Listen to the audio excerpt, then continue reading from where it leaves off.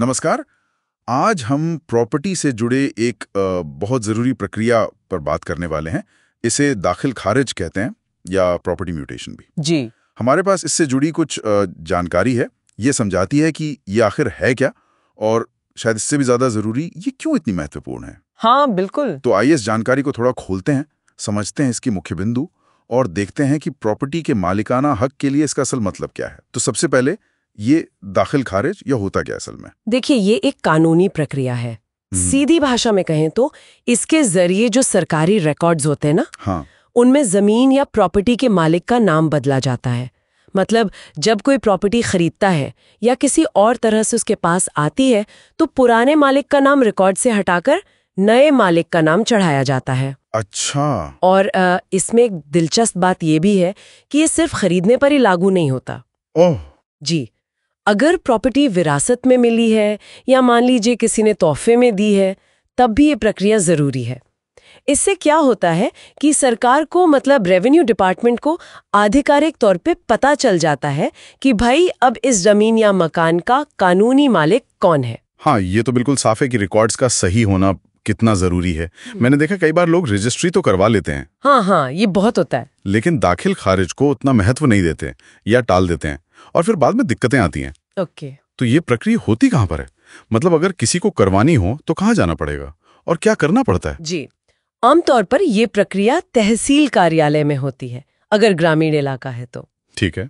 और अगर शहरी इलाका है तो फिर नगर निगम या नगर पालिका का जो संबंधित दफ्तर होता है, वहां ये काम होता है। ओके। इसके लिए कुछ खास दस्तावेज, मतलब पेपर्स जमा करने होते हैं।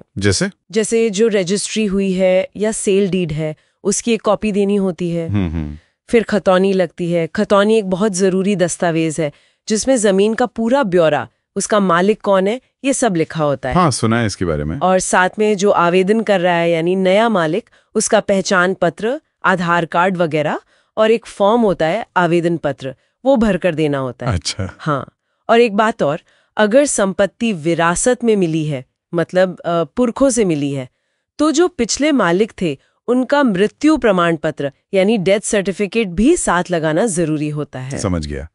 तो प्रक्रिया तो काफी सीधी लग रही है, दस्तावेज इकट्ठा करके जमा करने हैं। पर सवाल ये उठा है कि कोई ये सब करे क्यों? मतलब इतनी भाग दौड़ का, इस पूरी प्रक्रिया का असली फायदा क्या है? क्यों इस पर इतना जोर दिया जाता है? देखिए, अगर हम थोड़ा बड़ी तस्वीर देखें ना, हाँ। तो दाखिल खारिज करवाने के कई सीधे और बहुत महत्वपूर्ण फायदे हैं। सबसे पहली बात तो ये कि जब आपका नाम रिकॉर्ड में आ जाता है, तभी आप उस जमीन या प्रॉपर्टी का जो टैक्स होता है, जैसे हाउस टैक्स। हाँ, हाउस टैक्स या जमीन का लगान, मतलब लैंड रेवेन्यू, वो आप अपने नाम से जमा कर पाते हैं। ये एक तरह से आपके मालिकाना हक को और पुख्ता करता है। अच्छा, ये तो एक प्रैक्टिकल बात हुई। बिल्कुल। और शायद जो सबसे अहम बात है वो ये है कि इससे भविष्य में संपत्ति को लेकर किसी भी तरह के झगड़े या विवाद की संभावना बहुत कम हो जाती है। हाँ, ये तो है। सोचिए, अगर सरकारी रिकॉर्ड में आपका नाम ही नहीं है तो कोई और भी तो उस पर अपना दावा जता सकता है ना। सही बात है। बिल्कुल। तो ये आपके मालिकाना हक को एक तरह से सुरक्षित करता है।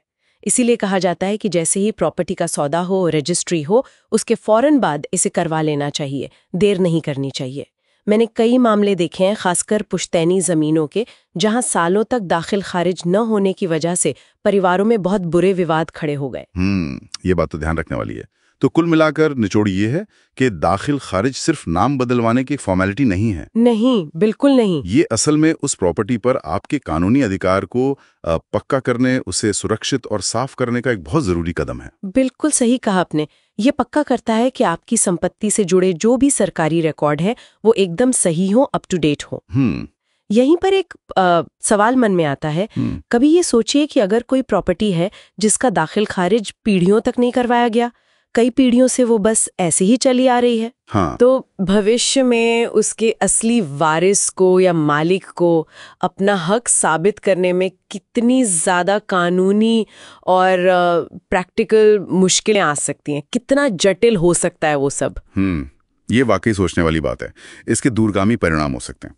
खैर, इस अहम जानकारी पर हमारी ये संक्षिप्त चर्चा यहीं खत्म होती है।